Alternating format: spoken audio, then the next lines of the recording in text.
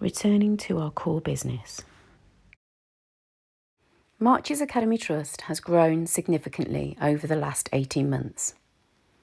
The growing family needs to constantly adapt and be reviewed. This is the process that we've been taking. One reason why that's true, industrial farming has been focused primarily on output, on yield, more, bigger, better. And the focus, if you look at crops, has been on the plant. Now, that may seem obvious in a way, but the result of it has been that soils have been eroded and degraded all around the planet. We all depend on this very thin smear of soil that only covers part of the earth for everything that grows. And those have been pretty badly degraded. We see them being washed away with polluted water cycles, oceans. Well, you know the story. The thing is that there are alternatives to these industrial systems. They're variously called organic and sustainable farming, but there's a big difference. In these systems, there's an emphasis on diversity, on crops being grown in close proximity, so they create their own natural protectedness. They create conditions where insects and the wildlife that depends upon them flourishes. They have natural hedgerows and so on, natural crop rotation cycles. But the big difference is that in sustainable versions of farming, the emphasis is not on the plant, it's on the soil. Sustainable farmers know we have to get the soil right. And if we get the soil right through natural processes of cultivation, then life will flourish indefinitely. Human beings are like the rest of life on Earth. We flourish under certain conditions and we wither in other circumstances. The other parallel is this, that when I say that agricultural systems, the sustainable systems, are based on cultivating the soil, this is also true of our communities, in our cities, in our neighborhoods, in our schools, that people flourish when the culture is right. Great teachers, great principals, great school systems understand that you don't make a successful education system based on driving people through pointless systems of tests and output and data-driven hurdles. That the way you get people to flourish is by recognizing their individuality, the great diversity and depth of people's talents. Our children from every age are full of boundless possibilities. And you do that by creating a mixed culture in schools, one that values the sciences, the arts, technology, that values individual talent, the driving force of individual passions. In other words, successful schools don't focus on output, they focus on culture, in the same way the sustainable farmers focus on the soil. If you get the culture right, everything else takes care of itself. And that really means a culture of compassion, of collaboration, of empathy, and of the valuing of individuals and the necessity of our social lives thriving through our joint participation. Over the last few months, we have been considering the systems and structures that we have at Marches Academy Trust. One of the areas that we wanted to review was how school improvement happened within our trust. What continual professional development was on offer for all of our schools, and how relevant was it for each of our individual schools. There was a great belief underpinning all of this that everything we do should have a direct impact, always considering the why and the so what. So realigning our priorities, stripping back to the essentials to secure the quality was really important. Gaining an understanding of the clarity of our core principles.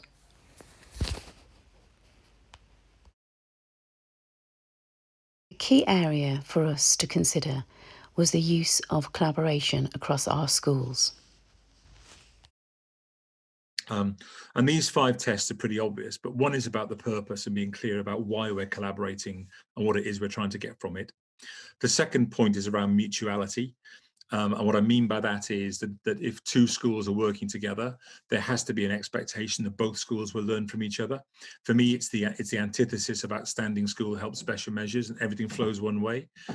Outstanding schools have pockets of relatively small practice deficiencies, of course, but special measures schools have pockets of excellence, just not often enough of them are in the right places. So mutuality is an important test.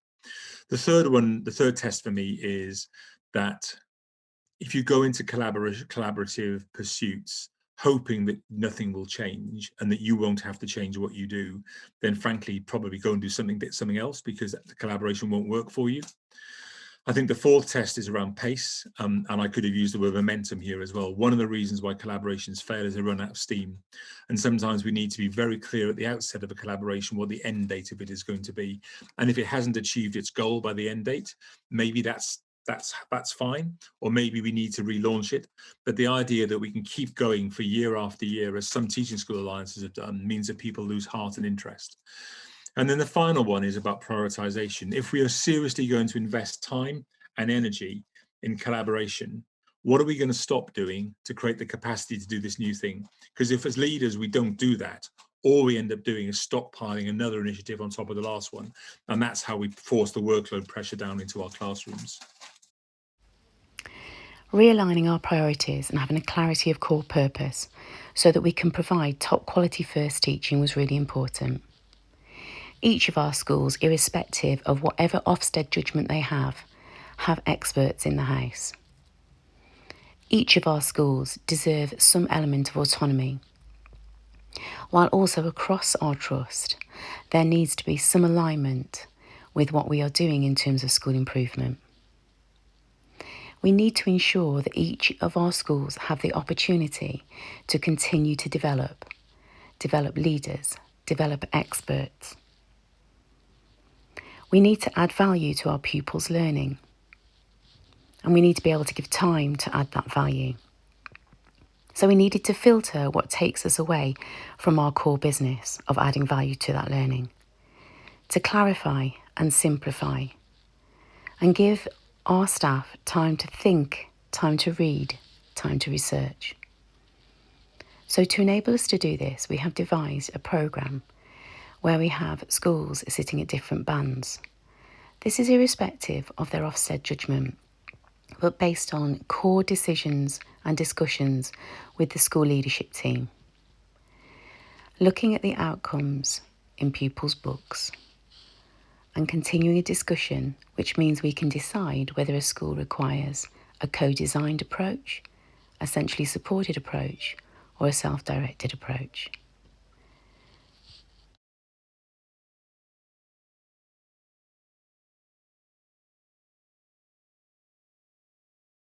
In discussion with head teachers and reviewing the systems and structures that we currently have, it was important that we continued the trust visioning, we continued the talent development and the leadership thriving, the collaboration work, but also made sure that each school was able to continue the school improvement for its own school with its individual needs.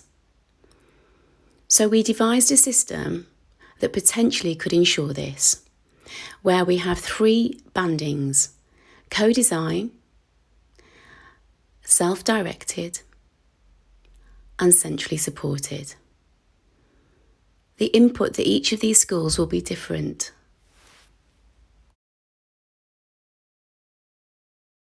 The proposal that we're putting forward means that each school can have the school improvement needs met, but also we don't lose that trust collaboration, that trust vision.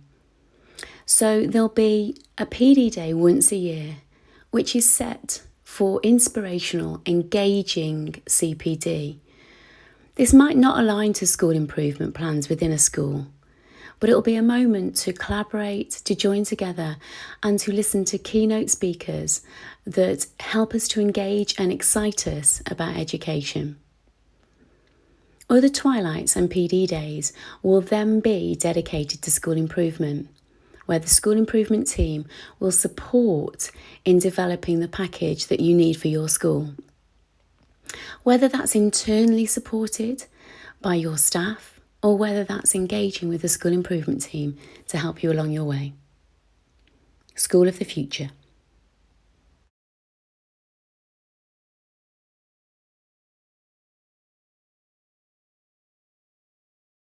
Each time it's an opportunity for you to reimagine and re-envisage and reinvent, a life that's more in alignment with what you want.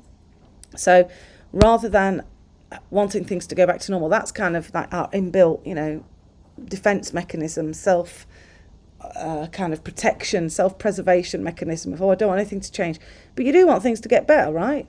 You do want to look after yourself more. You do want to engage with your kids more.